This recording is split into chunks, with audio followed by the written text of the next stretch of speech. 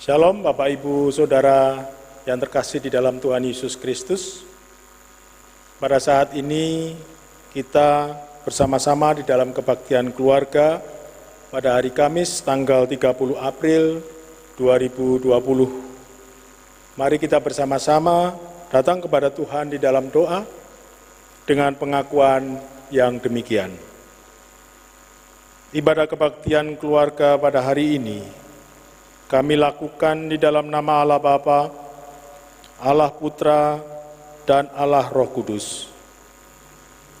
Kiranya kasih karunia dari Allah Bapa, damai sejahtera dari Tuhan Yesus Kristus, dan persekutuan Roh-Nya yang kudus, senantiasa ada pada kita semua. Amin. Bapak Ibu yang terkasih di dalam Tuhan, mari kita sambut Khotbah Salam pada saat ini dengan menyanyikan Kidung Jemaat 3, baitnya yang pertama dan yang kedua, kami puji dengan riang.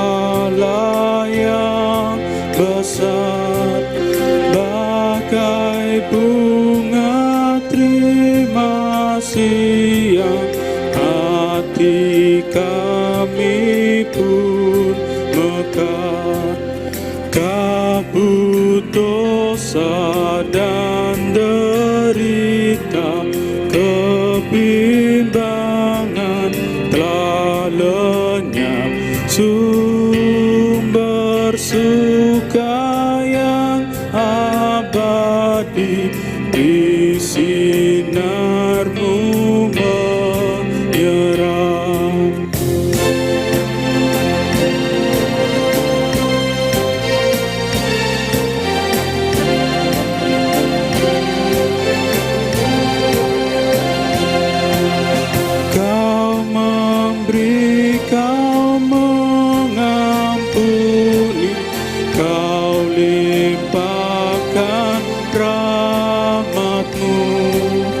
Sumber air hidup pria, lautan kasih dan restu, yang mau hidup dalam kasih, Kau jadikan milik-Mu, agar kami menyayangi, meneladan kasih-Mu.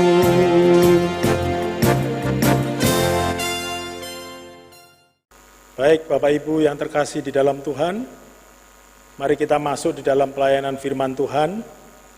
Sebelumnya mari kita bersama-sama kembali menghadap Tuhan di dalam doa. Mari kita berdoa. Dengan segala kerendahan hati dan penuh rasa syukur, kami datang kepadamu Tuhan di dalam doa. Engkaulah Allah Maha Besar, Allah Maha Kuasa, Allah Maha Kasih, Maha Pengampun, dan Maha Penyayang. Segalanya yang kami kenal dan kami muliakan, hanya Engkau Allah kami di dalam nama Yesus Kristus. Terpujilah nama-Mu Tuhan.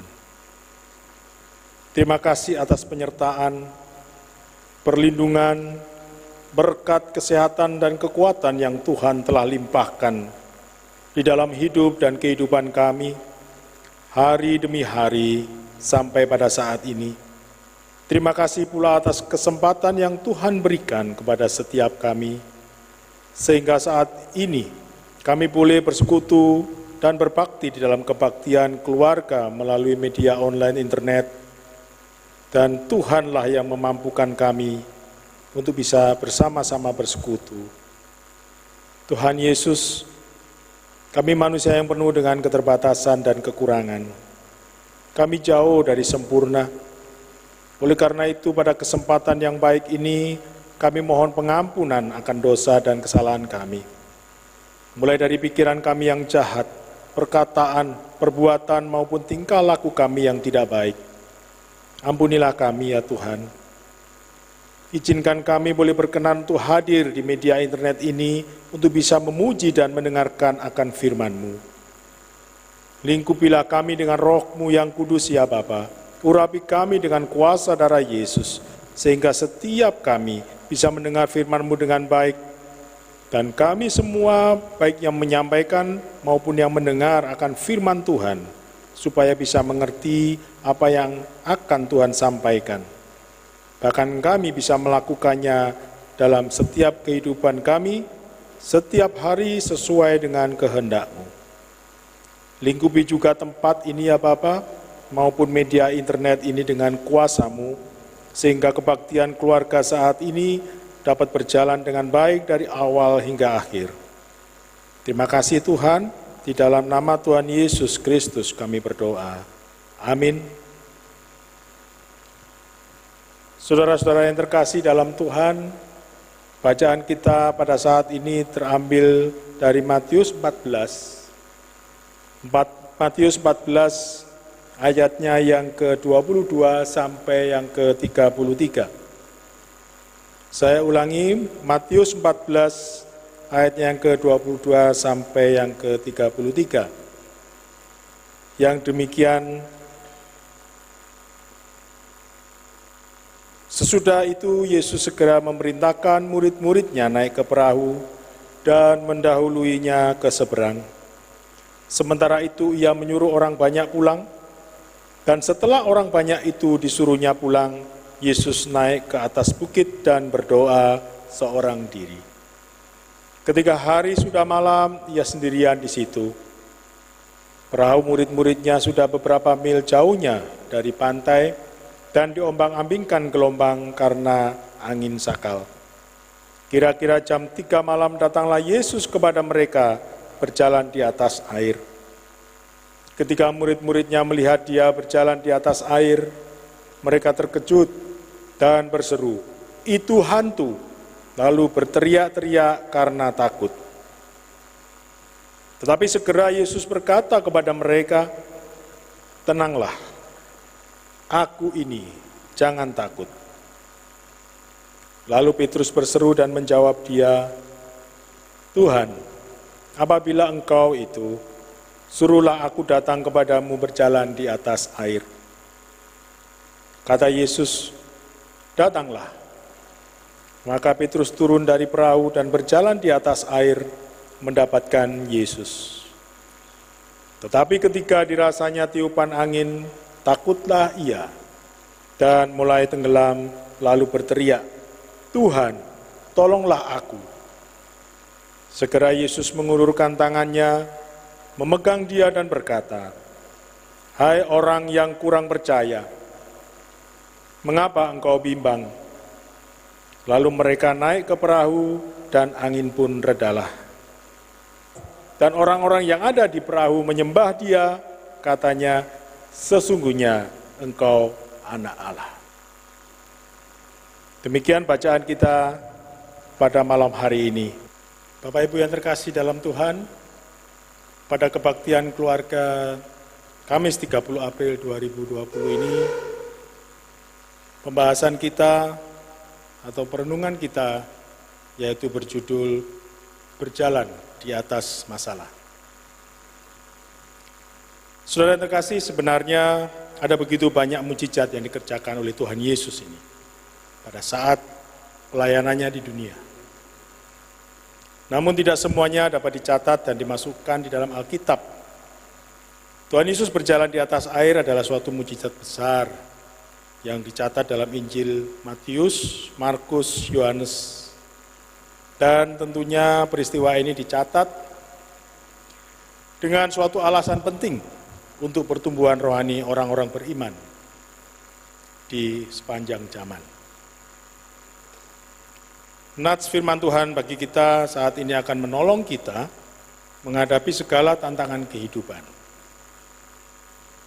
melalui kisah tentang Yesus untuk memberikan kekuatan dan keberanian berjalan dan menghadapi kehidupan yang sedang dan yang akan kita lalui.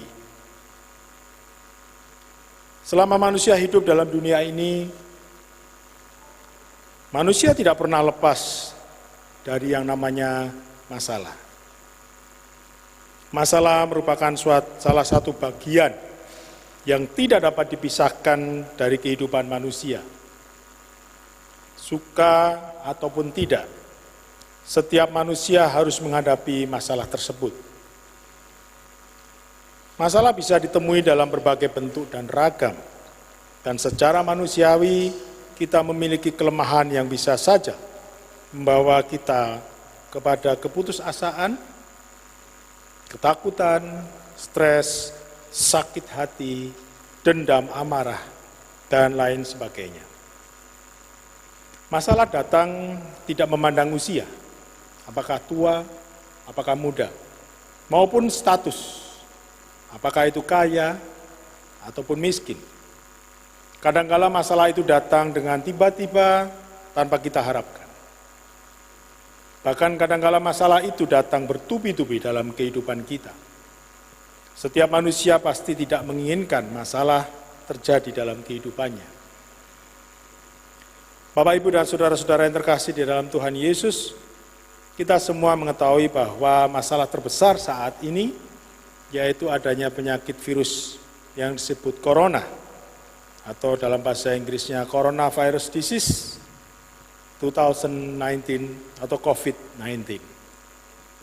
Masalah virus ini baik penyakit itu sendiri maupun dampak yang ditimbulkannya tidak hanya dirasakan oleh orang-orang tertentu saja, tetapi sudah dirasakan oleh semua kalangan manusia di dunia ini tanpa pandang bulu. Apakah langsung terkena penyakit tersebut, ataupun dampak yang ditimbulkannya seperti sosial, dampak ekonomi, bahkan dampak budaya yang kita lihat dan lain sebagainya. Kita punya budaya saling berjabat tangan jika ketemu, dan itu tidak bisa kita lakukan. Saling tegur sapa, saling merangkul, itu pun tidak bisa kita lakukan dengan mudah. Saudara yang terkasih, ditambah lagi masalah-masalah yang lain seperti ketidaktahuan kita, adanya penyakit tersebut tanpa adanya tes. Orang yang terkena atau positif penyakit tersebut, ada yang memang kelihatan sakit, tetapi ada yang tidak nampak sakit. Dan itu memang betul menambah permasalahan sendiri dalam kehidupan kita. Bapak, Ibu, dan saudara-saudara yang terkasih dalam Tuhan, melalui bacaan kita saat ini ada beberapa poin yang bisa kita pelajari bersama, yang dapat memampukan kita untuk berjalan di atas masalah. Yang pertama, kita harus taat. Kita lihat di dalam ayat 22, Yesus memerintahkan murid-muridnya untuk mendahului ke seberang, dan murid-muridnya taat. Ketaatan mereka membawa mereka dapat melihat kedahsyatan dan mujizat Tuhan yang luar biasa. Ada banyak orang tidak taat pada perintah Tuhan, sehingga mereka tidak melihat mujizat, dan mereka banyak mengalami masalah yang rumit. Mereka tidak menemukan jalan keluar, dan tidak sedikit yang mencoba dengan kekuatannya sendiri, justru malah jatuh lebih dalam lagi dalam masalah mereka. Ketaatan adalah sesuatu yang tidak mudah, bahkan disebut mahal, karena membutuhkan pengorbanan. Apakah korban perasaan, korban harga diri, korban waktu, dan sebagainya. Namun ketaatan akan mendatangkan manfaat yang luar biasa. Saudara yang terkasih, di dalam pengalaman Abraham Kejadian 22, ayatnya yang pertama sampai yang ke-19 mengenai ketaatan mendatangkan berkat yang sangat besar. Bahkan di dalam pengalaman Nabi Nuh, di Kejadian pasal 6 sampai pasal 9, bahwa ketaatan mendatangkan keselamatan. Ketaatan mendatangkan juga mujizat. Bisa kita lihat di pesta perkawinan di Kana pada Yohanes 2, 1 sampai 11. Dan ketaatan bisa mendatangkan keberhasilan di dalam pengalaman Yosua, di Yosua 1, 8 sampai 9. Yang kedua, memiliki kehidupan doa. Yesus naik ke atas bukit untuk berdoa. Ini menandakan bahwa doa itu sangat penting. Doa adalah nafas kehidupan orang yang percaya. Dengan berdoa kita dapat menarik kuasa Allah bekerja dalam kehidupan kita. Doa orang yang benar bila dengan yakin didoakan, sangat besar kuasanya. Yakobus 5, 16b. Doa adalah jalan menghantar kita untuk bertemu dan berhubungan dengan Allah. Doa adalah kunci untuk mendapat kuasa yang membawa mujizat. Masalah yang kita hadapi sekarang, terkadang kita tidak tahu kapan masalah itu berakhir. Janganlah takut dan putus asa. Masih ada harapan jika tangan dan hati kita diarahkan ke surga melalui doa. Selama kita masih mempunyai kehidupan doa, maka selalu ada kuasa dan mujizat di dalam kehidupan kita. Sehingga kita mampu berjalan di atas masalah. Bangunlah menara doa, saudara. Tingkatkan persekutuan kita dengan Tuhan. Karena doa akan memberikan mujizat dan kemenangan di hidup kita. Sehingga memampukan kita untuk dapat berjalan di atas masalah. Yang ketiga, memiliki mimpi yang besar. Di ayat ke-28. Ketika Petrus melihat Yesus berjalan di atas air, Petrus meminta Tuhan Yesus untuk menyuruhnya juga berjalan di atas air seperti Yesus. Hal itu bagi manusia seperti mimpi untuk bisa berjalan di atas air. Dan Petrus memiliki keinginan itu, memiliki mimpi itu. Saudara, jangan pernah saudara bermimpi hal-hal kecil. Karena jika impian saudara kecil, maka masalah akan membunuh impian saudara. Sebaliknya, kalau impian saudara besar dan bersama Tuhan, maka impian saudara itu akan membunuh masalah tersebut. Impian yang besar akan menambah semangat hidup kita. Lihatlah kehidupan Yusuf di dalam Kejadian 37. Pada ayatnya yang ke-19 dikatakan, lihat tukang mimpi kita datang. Walaupun Yusuf banyak mengalami masalah yang besar. Yusuf pernah dimasukkan ke sumur, dijadikan budak, dimasukkan ke dalam penjara. Tetapi Yusuf tidak putus asa dan dia tidak pernah mengenal kata menyerah. Dia tetap memiliki impian yang besar dan impian itu menjadi kenyataan karena dia disertai oleh Tuhan. Kekuatan impian memperoleh hal-hal terbaik dalam kehidupan ini. Setiap kita harus memiliki impian dan tujuan hidup yang jelas. Setiap kita harus berani memimpikan hal-hal terindah dan terbaik yang kita inginkan bagi kehidupan kita dan kehidupan orang-orang yang kita cintai. Tanpa impian, kehidupan kita akan berjalan tanpa arah, dan akhirnya kita tidak menyadari dan tidak mampu mengendalikan kemana sesungguhnya kehidupan kita akan menuju. Impian yang besar memampukan kita untuk dapat berjalan di atas masalah. Yang keempat, bertindak dengan iman. Kita lihat di ayat ke-29, bagaimana cara awal untuk mewujudkan mimpi? Yaitu caranya bangunlah dari tidurmu. Jika hanya tidur saja, maka mimpi itu hanya sekedar mimpi. tidak akan pernah terwujud dalam kehidupan nyata. Petrus tidak hanya bermimpi, tapi dia bertindak dengan iman berjalan di atas air. Mimpi tanpa tindakan sama dengan pepatah yang mengatakan bagaikan si pungguk merindukan bulan. Saat Tuhan Yesus berkata, "Datanglah," maka segera Petrus datang dan turun dari perahu dan berjalan di atas air mendapatkan Yesus. Sesuatu yang mustahil telah terjadi dalam diri Petrus, yaitu berjalan di atas air. Iman menentang segala kemustahilan. Iman dapat memindahkan gunung. Iman yang menyelamatkan kita, iman yang mengalahkan dunia. Orang benar hidup oleh iman. Firman Tuhan berkata, "Jadilah sesuai dengan imanmu." Iman sejati adalah iman yang dibangun di atas batu karang, yaitu Yesus Kristus sendiri. Jangan hanya bermimpi, tetapi bertindaklah. Kita harus melakukan sesuatu, tidak boleh tinggal diam. Kita bisa melihat contoh-contoh seperti yang di Alkitab cerita Sakius.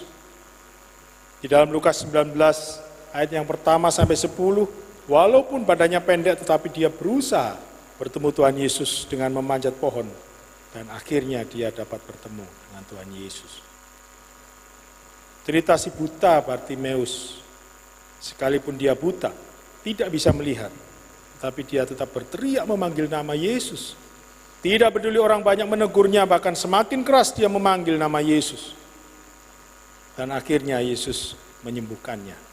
Di dalam Markus 10:46 sampai 52. Juga cerita seorang wanita yang 12 tahun pendarahan, yang beriman, "Asalku jamah jubahnya, aku pasti sembuh." Dan dia bertindak. Sekalipun orang banyak menghalanginya, tapi dia terus berjalan dan menjamah tubuh Yesus, dan mujizat terjadi. Pendarahannya sembuh total. Dalam Markus 5:21 sampai 34. Saudara yang terkasih dalam Tuhan, ketika tantangan dan masalah datang melemahkan kita semua, pindahkanlah dengan iman saudara. Orang yang bertindak dengan iman pasti akan memperoleh kemenangan dan dapat berjalan di atas masalah. Yang kelima, yaitu berfokus hanya kepada Yesus. Kita lihat pada ayat yang ke-30, Petrus meminta bukti apakah dia benar-benar Tuhan Yesus, maka Petrus meminta untuk datang mendekat kepadanya dengan berjalan di atas air. Pada saat Petrus berjalan di atas air, dia hanya terfokus kepada Yesus. Tapi begitu fokus terhadap Yesus mulai teralihkan dengan hal lain, yaitu adanya tiupan angin yang dia rasakan. Kemudian kesadaran akan sekelilingnya, lalu takut, maka tenggelamlah dia. Kita percaya bahwa Tuhan Yesus adalah Juru Selamat. Dia adalah jalan dan kebenaran dan hidup. Dia Tuhan yang penuh kuasa. Namun begitu menghadapi situasi sulit, krisis, atau terpaan badai dan gelombang kehidupan, kita pun mulai terpengaruh. Iman menjadi goyah, dan bahkan kita mulai meragukan kuasa Tuhan. Jika kita berfokus hanya kepada Tuhan Yesus, maka Dia segera mengulurkan tangannya untuk memegang hidup kita dan meredakan setiap badai kehidupan dalam kehidupan kita. Masalah terbesar saat ini adalah masalah kebimbangan. Perkara ini sering tidak disadari oleh orang percaya. Di satu sisi mereka percaya Tuhan dan baginya tidak ada yang mustahil. Tetapi di sisi lain ketika dalam kesukaran hidup, mereka mulai dikuasai kebimbangan yang luar biasa. Sehingga Tuhan tidak menjadi apa-apa bagi mereka. Jika mereka tidak cepat sadar dan bertobat serta berpaling pada Tuhan, ada kemungkinan hidup mereka akan semakin menderita. Saudara, kita tidak boleh bimbang. Karena orang yang bimbang tidak akan mendapatkan apa-apa dan tidak tenang hidupnya. Di dalam Yakobus 1 ayat 6-8. Janji Tuhan bahwa diberkatilah orang yang mengandalkannya.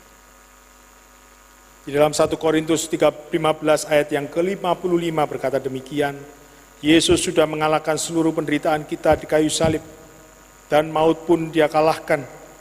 Dia bangkit pada hari yang ketiga dan dikatakan, hai maut, di manakah sengatmu?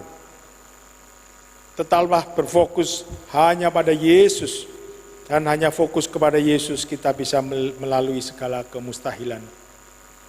Kita bisa berjalan di atas masalah. Dan yang keenam, di ayat yang ke-31, Tuhan pasti menolong. Ketika Petrus mulai tenggelam, Petrus segera memanggil Yesus, dan Tuhan menolongnya dengan mengulurkan tangannya. Kadangkala masalah ingin menenggelamkan kita, sehingga banyak orang tidak dapat bertahan menghadapi hidup ini. Karena mereka putus asa atas segala masalah yang mereka hadapi, hidup dalam ketakutan, apalagi dengan adanya virus corona yang melanda. Tetapi sebagai anak Tuhan kita tidak perlu takut, karena Yesus tidak pernah terlambat menolong kita. Saatnya kita berhenti hanya untuk mengukur-ngukur besarnya masalah dan pesimis menghadapi segala tantangan kehidupan ini. Saatnya kita berjuang dengan iman, sebab kuasa Allah yang besar pasti akan menolong dalam segala kelemahan kita. Sehingga apapun yang boleh terjadi dalam kehidupan kita, tetaplah kita memuliakan Yesus Kristus sebagai Tuhan dan Juru Selamat kita. Dalam Mazmur 23 ayat yang keempat, sekalipun aku berjalan dalam lembah kekelaman, aku tidak takut bahaya, sebab Engkau besertaku, gadamu dan tongkatmu, itulah yang menghibur aku. Tetap sabar menanti pertolongan Tuhan. Kita harus percaya bahwa Allah tidak pernah mencobai melebihi kekuatan kita. Setiap masalah dan penderitaan yang terjadi, pasti ada saatnya untuk selesai. Kita pasti bisa berjalan di atas masalah, karena Tuhan pasti menolong kita. Saudara terkasih dalam Tuhan Yesus Kristus, yang terakhir, yaitu setia menyembah Tuhan. Kita bisa lihat di ayatnya yang ke-32 dan ke-33, saat Petrus dan Tuhan Yesus naik ke perahu, badai dan angin reda, lalu orang-orang yang ada di perahu menyembah Tuhan. Ada banyak orang yang ditolong oleh Tuhan, tidak menyembah Tuhan. Dan lebih parah lagi, ada yang sama sekali melupakan kebaikan Tuhan. Dengan menyembah Tuhan, kita dapat merasakan hadirat Tuhan dalam hidup kita. Allah bertahta di atas pujian dan penyembahan kita. Penyembahan adalah respon, sikap, kata-kata terhadap keagungan, kebesaran Tuhan. Allah sedang mencari orang-orang yang setia menyembah Dia. Penyembahan yang sejati adalah memuji Allah meski menderita, mengucap syukur meski sedang susah, berserah diri meski sedang lemah, dan mengasihi Dia ketika Dia terasa jauh. Orang-orang yang setia menyembah Tuhan pasti dapat berjalan di atas masalah. Bapak, Ibu, dan saudara-saudara yang dikasihi oleh Tuhan, janganlah menyerah, namun jadikanlah masalah sebagai pengalaman untuk membuat kita semakin dewasa, dan kita bisa melaluinya atau berjalan di atas masalah itu. Maju terus dalam Tuhan, dan Tuhan Yesus memberkati kita sekalian. Amin. Baik, saudara yang terkasih di dalam Tuhan, tiba saatnya kita memberikan persembahan syukur. Mari bersama-sama kita membersihkan persembahan syukur yang sudah kita siapkan dengan pujian Kidung Jemaat 287B, baitnya yang pertama, Sekarang beri syukur.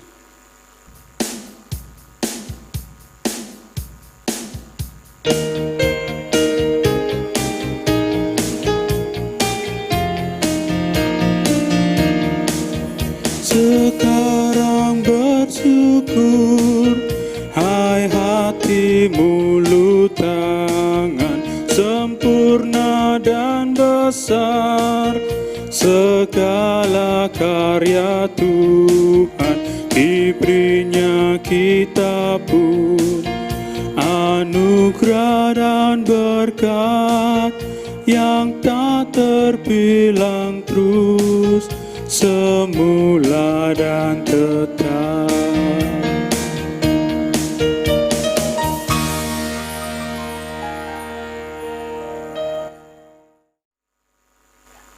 Bapak Ibu yang terkasih dalam Tuhan, mari kembali kita satukan hati kita. Kita menghadap Tuhan di dalam doa. Mari kita berdoa syafaat. Terima kasih Tuhan Yesus atas firman yang telah Engkau berikan untuk kami dengar, kami mengerti, kami pahami, dan kami jalani di dalam kehidupan kami. Mampukan kami Bapa untuk bisa berjalan di atas masalah. Tetapi kiranya kehendak-Mu lah yang jadi, bukan kehendak kami. Terima kasih atas penyertaan dan perlindungan Tuhan, sehingga kebaktian keluarga pada saat ini bisa berjalan dengan baik dari awal hingga akhir.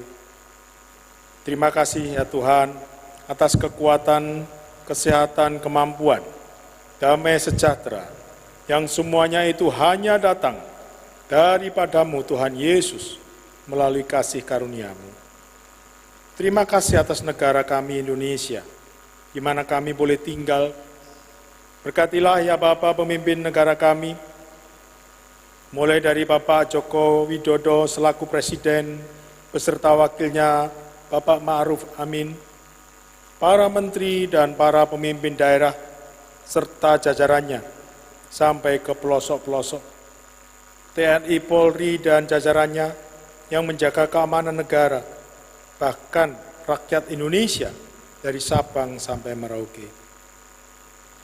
Walaupun saat ini kehidupan di dalam negara kami berubah drastis oleh karena adanya wabah virus corona yang tidak hanya melanda negara kami, tetapi juga negara-negara di seluruh dunia ini, kami tetap bersyukur Tuhan, karena kami percaya Tuhan tidak pernah meninggalkan kami sesuai janji Tuhan.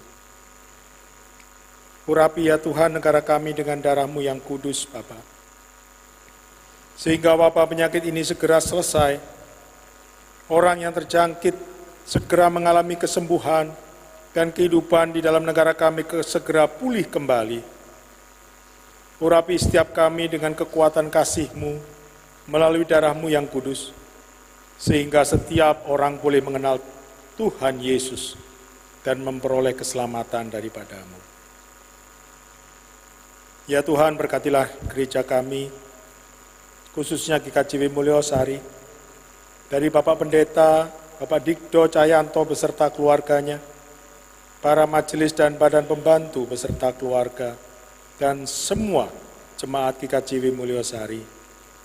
Dengan pengurapan darah Yesus, memampukan kami mendapatkan perlindungan, kekuatan, kemampuan, damai sejahtera, dan bahkan memampukan kami untuk bisa berjalan di atas masalah. Terima kasih Tuhan.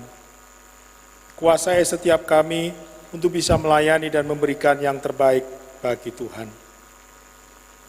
Dan bagi yang sakit, di dalam pemulihan, Bapak Katon, Ibu Catur, Ibu Sudarmaji, Ibu Esti Kaisi Pramuharjo, Ibu Edi Wahyuni, Ibu Kaspiadi, Ibu Sarjono Suja, Bapak Daniel, dan siapapun yang belum tersebutkan namanya, mohon Engkau sendirilah yang menjamah mereka. Engkaulah dokter dari segala dokter, dan Engkaulah sumber kehidupan. Sembuhkanlah mereka Bapa, sehingga mereka bisa kembali memuji dan memuliakan Tuhan dengan penuh sukacita. Pulihkanlah mereka Bapa, sehingga damai sejahtera ada pada mereka, dan mereka boleh kembali melayani Tuhan. Bapa, kehendak-Mu terjadilah atas hidup mereka semua. Berkatilah persembahan yang telah kami kumpulkan, Bapa, kiranya berkenan dan menjadi persembahan yang harum di hadapan Tuhan. Engkau berkati juga yang mengelola persembahan ini, sehingga kiranya persembahan ini dapat Engkau pakai hanya untuk kemuliaan nama Tuhan saja. Berkati juga tim multimedia GKJW Mulesari, pemandu dan organis yang mengiringi lagu pujian, maupun semua pihak yang telah mendukung kegiatan kebaktian melalui media internet ini dapat berjalan dengan baik. Berkati mereka sehingga bisa melayani lebih lagi demi kemuliaan nama Tuhan.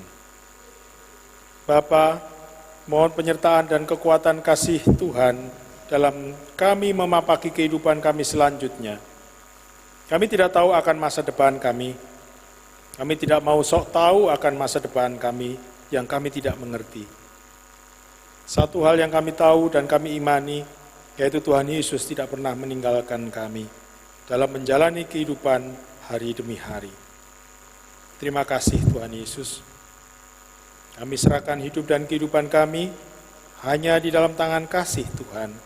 Dan di dalam nama Yesus kami berdoa. Amin.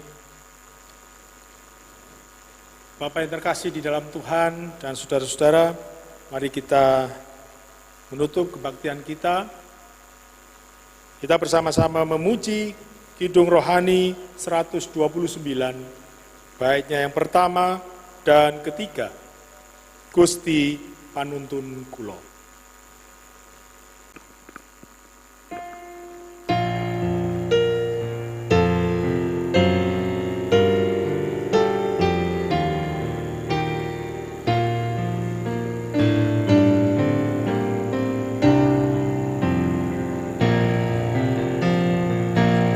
Gusti nuntun lampah kula saklang konggen kula bekto celamiwa tepi ugi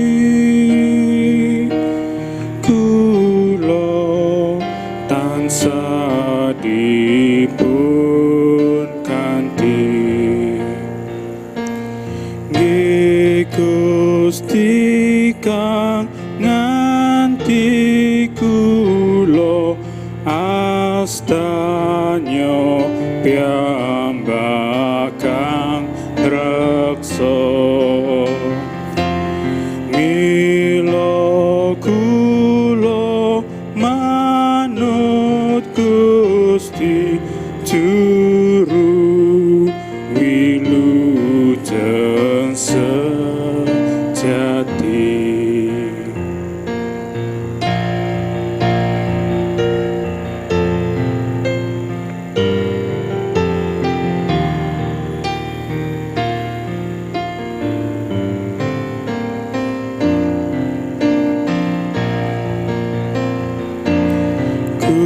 Gusti nuntun kula pasrah klayan nrima ing satita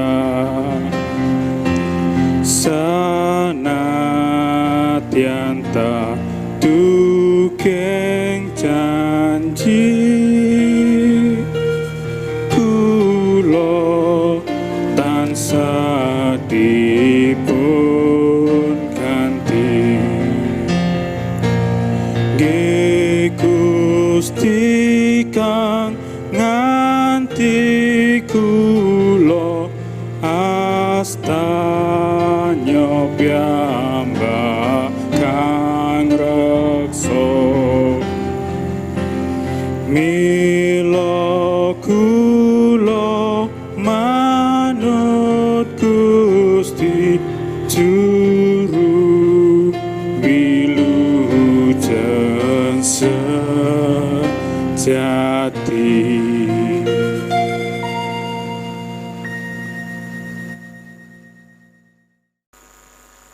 Saudara yang terkasih, mari kita mengakhiri kebaktian keluarga pada Kamis tanggal 30 April 2020 ini. Mari kita bersama-sama memohon berkat Tuhan. Kasih karunia dan damai sejahtera dari Allah Bapa, Tuhan Yesus dan persekutuan Roh Kudus, kiranya senantiasa menyertai, melindungi, serta memberkati hidup dan kehidupan kita hari ini sampai Maranatha kedatangan Tuhan yang kedua kali, bahkan sampai selama-lamanya. Amin.